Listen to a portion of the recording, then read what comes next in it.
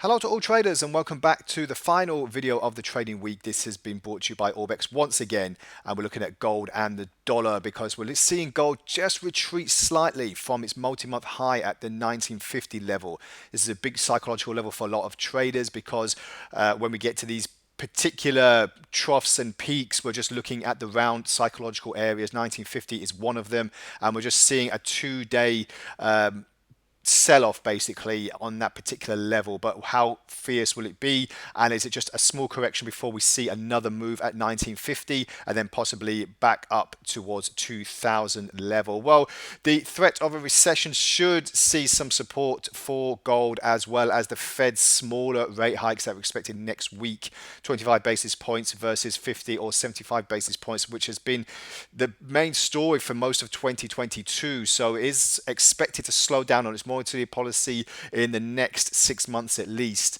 So this is why we're expecting some support on gold shortly. The DXY, or the US index, has found a little bit of support itself, but again, like a mirror image, we're seeing gold and dollar really be against each other once again. So in that sense, where do you think gold is going to go for the next few months, and are we looking forward to the Fed's big move next week as well? So looking on the charts, as I said, the 1950 handle is where we're looking at the main resistance point. But if we just zoom in a little bit more, just wanted to highlight the fact that from April, this is the last time we saw this particular figure. So we're expecting a slight correction that we've seen now, but then another test at the 1950 and then possibly pushing higher. 1967 is the next level for a lot of economists to see if we can break past that to get back to that magical 2000 area. It's not out of the question by the end of the quarter, as there's a lot of news coming out in the next few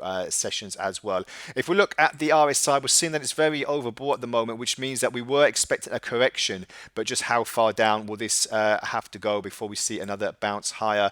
On the 4-hour chart, it gives a little bit of a clearer picture where, with the assistance of the Ichimoku cloud, as you can see here, we're in a nice bull trend, and with this correction here, we're on the top border of the cloud, meaning that we are expecting some kind of support and then another leg higher. We'll just have to wait and see when that will be, if it's going to be today. Not too much in the way of news coming out of America, so it could just be buyers and sellers in the market, but obviously we're waiting next week for not only the Fed, but obviously for the non-farm payrolls as well, which should be a good and interesting one after the big holiday season in America has come to an end. What will happen to the NFP numbers moving forward as well? So very, very exciting times, and very opportunistic times as well, because we can really start putting in some good deals on that respect. Looking at the DXY, like I said, we had this bearish channel that I was monitoring for quite some time. The last time we looked at the DXY, from its collapse of roughly about $115, moving all the way down, as you can see here, to this kind of support area at the mid 101 handle. As you can see, just put this to highlight it a bit better.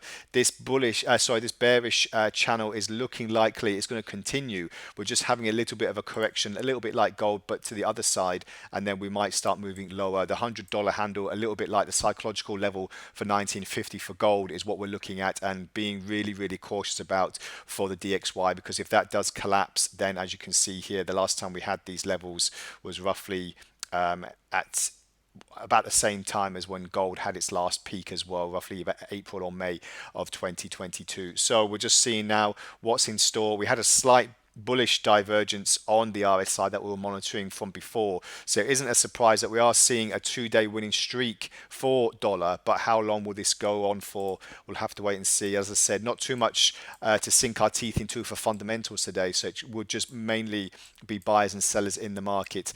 But if we look at the 4-hour chart, most interestingly enough, we are still in what is pretty much a bearish channel. If we just see the overall scheme of things, we are having a few hours of an uptrend here, but in the grand scheme of things, it's looking like we'll probably hit this bottom border of the Ichimoku cloud, which was the last uptrend peak, and then we'll probably start moving a little bit lower as well.